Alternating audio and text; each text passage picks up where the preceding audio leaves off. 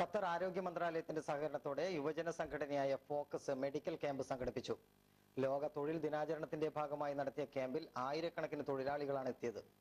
അബൂഹമറിൽ ആരോഗ്യവകുപ്പിന്റെ ആസ്ഥാനത്താണ് ക്യാമ്പ് നടന്നത്. ഫോക്കസിന്റെ നൂറുകണക്കിന് വളണ്ടിയർമാരുടെ സേവനം ഏറെ മാതൃകാപരമായി. എല്ലാ വർഷവും ഇത്തരം ക്യാമ്പുകൾ സംഘടിപ്പിക്കാറുണ്ടെന്ന് ഫോക്കസ് സിഇഒ ഷമീർ വലിയ വീട്ടിൽ പറഞ്ഞു. സുപ്രീം കൗൺസിൽ ഓഫ് ഹെൽത്ത് സാധാരണ എല്ലാ വർഷവും നടത്തിവരുന്ന ഒരു പരിപാടിയാണിത്. പക്ഷെ ഇപ്രാവശ്യം അവർ ഇതിന്റെ സ്ട്രാറ്റജിക് പാർട്ണറായിട്ട് ഫോക്കസ് ഖത്തറിനെയാണ് കണ്ടിട്ടുള്ളത്. ഫോക്കസ് ഖത്തർ സാധാരണ ഇവിടെ ഖത്തറിലൊരു യുവജന സംഘടനയാണ്. ഞങ്ങള് ഈ മെഡിക്കൽ ക്യാമ്പ് മാത്രമല്ല ഞങ്ങള് സാധാരണ ഫോക്കസ് ചെയ്യുന്നത് സമൂഹത്തിലെ യുവാക്കളെ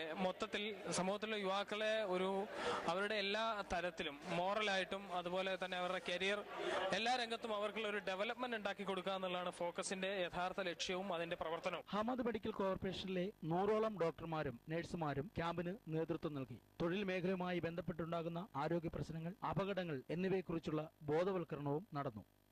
പാവപ്പെട്ട തൊഴിലാളികൾക്ക് ഏറെ ആശ്വാസമായി മാറി ഫോക്കസിന്റെ മെഡിക്കൽ ക്യാമ്പ്. ഇത്തരം ജനസേവന പ്രവർത്തനങ്ങൾ ഏറ്റെടുക്കുമ്പോഴാണ് പ്രവാസി കൂട്ടായ്മകൾ വ്യത്യസ്തമാകുന്നത്. ന്യൂസ് അറ്റ് ദോഹയ്ക്ക് വേണ്ടി കൊല്ലം കെ രാജേഷ്.